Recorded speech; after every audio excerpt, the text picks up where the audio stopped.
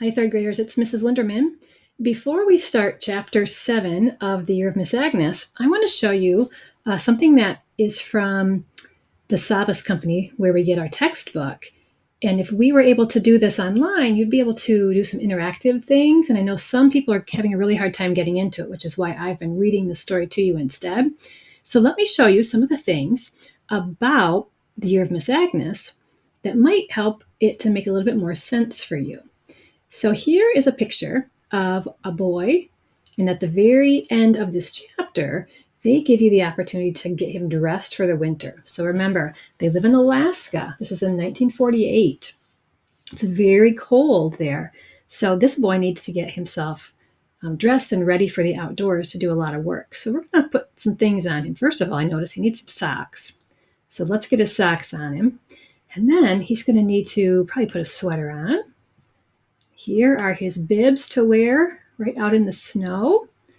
We can put his coat on after that. I'm going to put his boots on him.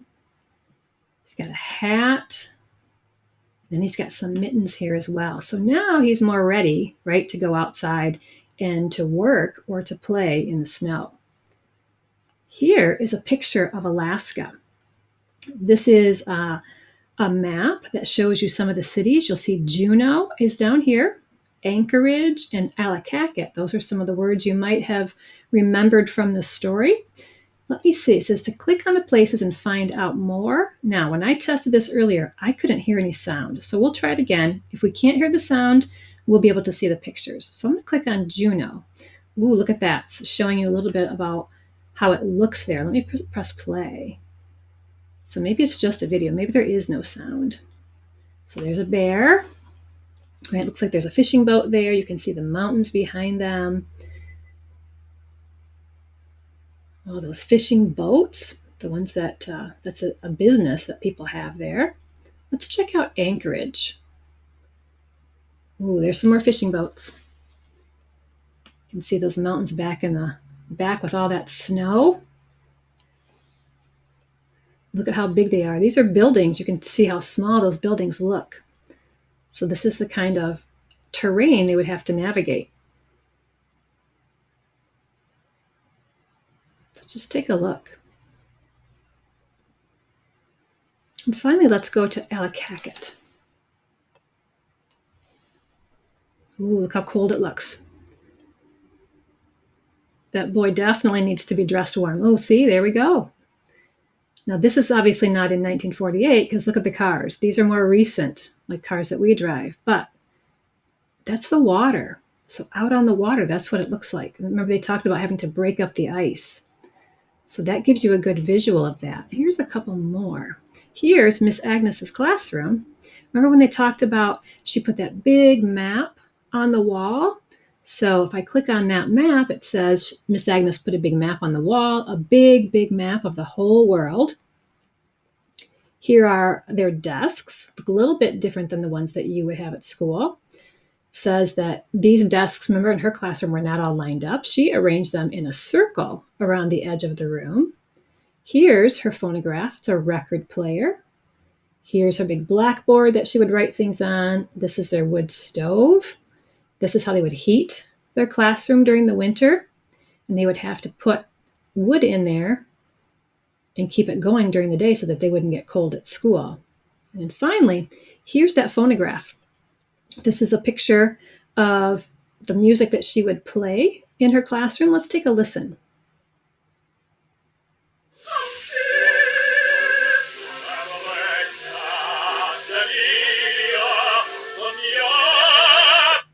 Let's try another record.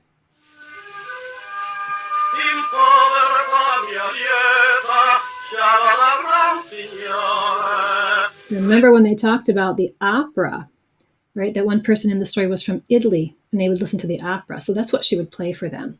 So let's go back to the story, and let's read a little bit from, well, not a little bit, the whole chapter 7, but we're just going to read one today. And instead of me reading it to you, I'm going to tap the play button, and you're going to just be able to listen to it from the narrator. Chapter 7.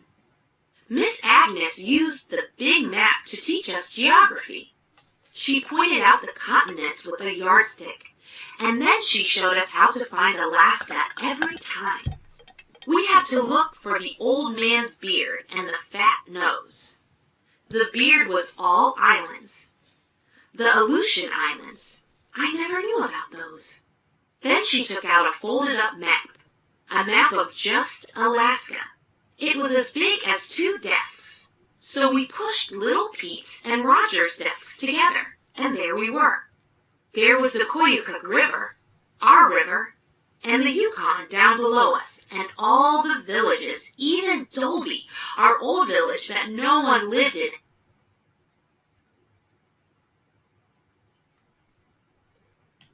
anymore.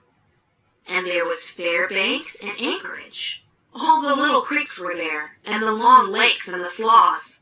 Little Pete and Roger got just excited, showing us where their trap line was, and where they set the blackfish trap, and where their dad shot the bear.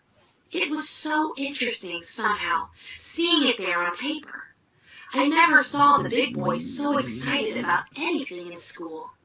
I asked Miss Agnes where Juneau was, and she showed me, way down at the bottom, and the part she said was called the panhandle, because that part looked like a long handle, and the rest of Alaska like the pan.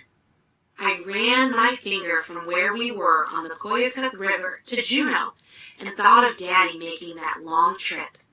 It was a long way away to go to die. Miss Agnes said she was going to teach us every one of the countries on the big map, so we'd know everything about the world. There were places where it was hot all the time and where they had never seen snow. There were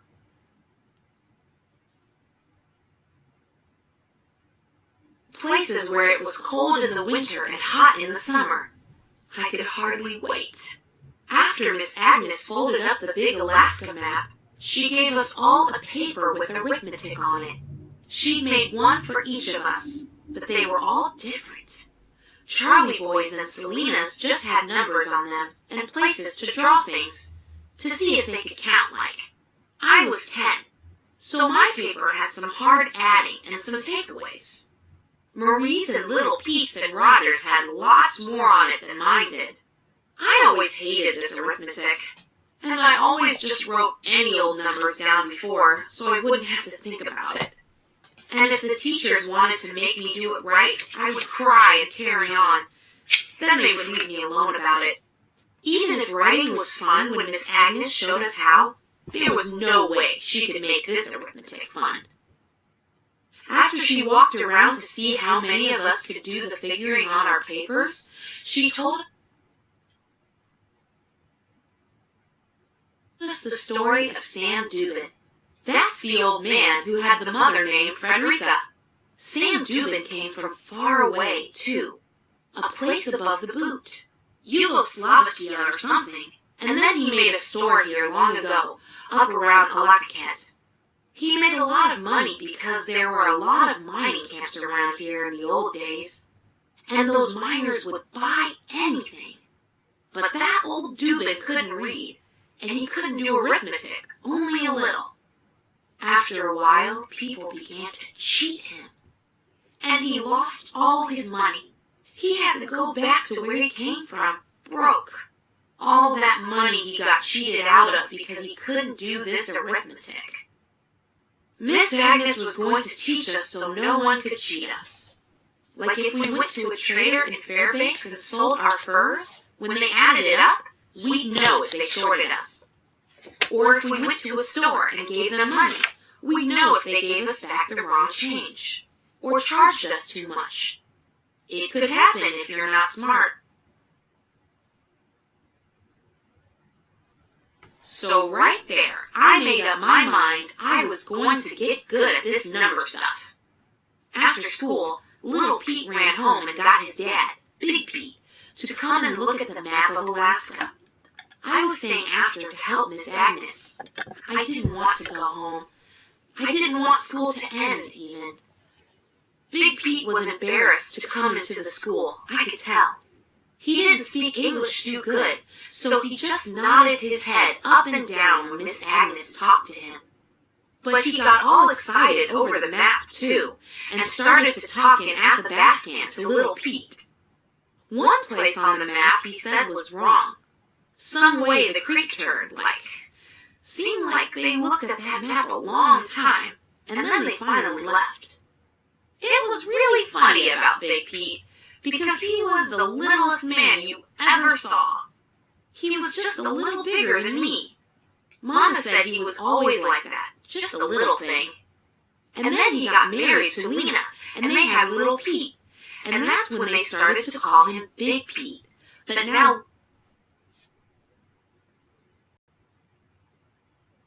Little Pete was way bigger than his father, way bigger than anyone else in the village.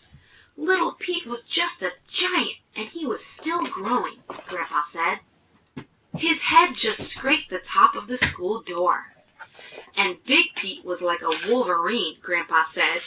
He could get madder than anyone, and if he was mad at Little Pete, it would look so funny, him yelling up at Little Pete, and Little Pete just looking down at him scared like.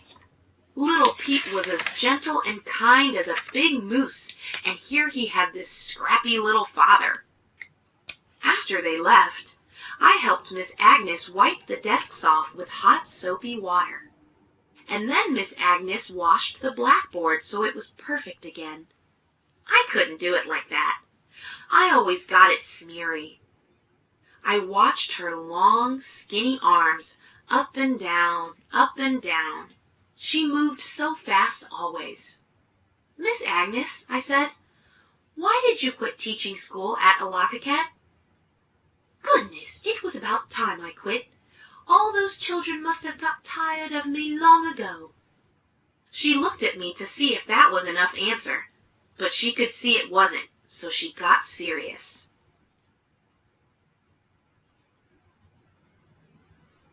It was time for me to go home, she said. I haven't been to England for a very long time.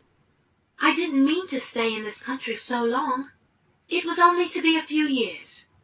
Then the war started, and I didn't want to go back to England when the war was on. I knew about that war. Gilbert Dendoff had gone to fight in that war, and Old Man Anderson was always listening to the radio and reading the newspapers and talking to the old men about it. He used to get pretty excited. I had forgotten about that war. I was really little when it ended. My mother wrote me every year to come home. I looked at her with interest. To think of Miss Agnes having a mother. What could her mother be like? Does she wear pants? I asked. Miss Agnes laughed. Goodness, no. And she'd have had a fit if she'd ever seen me in them. Well, then how come you didn't go to England after you left Alakaket? Did Sam really kidnap you? She put one eyebrow up in a funny way she had. I was almost on my way when he came by the hotel in Fairbanks with Dr. Ryan, the superintendent. Dr. Ryan said he had a hard time getting this school set up, and he was going to lose it if I didn't take the job, just for 1 year, until he could find someone else. Oh, I said again, I'm glad Sam did that. Then I thought of how long it had been since she'd been home. Was your mother sad that you're not coming? Miss Agnes gathered all the pencils on her desk together and put them in her drawer. My mother died 2 years ago, she said. Miss Agnes will only stay here a year, I told Bertha. Bertha looked sad. I knew it, she said. I hope I learn to spell real good before she goes. Then I can write her letters. So I think they're really getting comfortable with Miss Agnes, and they really like her, right? They're learning from her in a different way. And we're going to look at a chart in just a second about the central message of just this chapter. Remember, the central message is like the main idea. What are we learning from just this chapter? Kind of like the lesson that we're trying to learn. And I'm going to have you look at this chart in just a second, and let's point that out. All right, I'm going to share my screen with you, or my camera, so you can take a look at this chart. right? We talk about the central message. What is this chapter mostly about? What's the main idea? And what are those details that prove it? So I want you to take a look at what I wrote at the bottom. These are some things that we learned from that chapter. We learned that Miss Agnes teaches geography with a map, right? She had the wall. I think she wants her students to know that there are things happening in the world beyond just where they live. So she's using a map, a different way so that they can see the information. She teaches them how important math is. Remember with Sam Dubin, he didn't know his math very well and he ended up getting cheated out of all of his money. So she kind of told a story that helped to explain why they're doing math and why it's so important. And then she also gives her students different types of math to do because they're all different ages, right? Kindergartners and first graders can't do the same math as fifth and sixth and seventh graders. So she's giving them different opportunities to show their learning. What does all of this, all of these details, what do they point to? What do they prove that is the main idea in that particular chapter? Here's what I came up with. I think it shows us that Miss Agnes uses different ways of teaching to make their learning interesting. She wants them to understand why they're learning it so that it becomes more interesting to them, right? Showing them the map of where they live compared to everywhere else, right? Telling them a story about Sam and why math is so important in life, and then having everybody do what's appropriate for their own age because they're all mixed. Remember, they are in one room of a schoolhouse, but they all have to learn together, but they don't all need to learn the same exact thing. So hopefully today, looking at some of those other chapter pages that show you kind of the map, that show you a little bit about what it's like there in Alaska, helps you to have a better understanding of the story.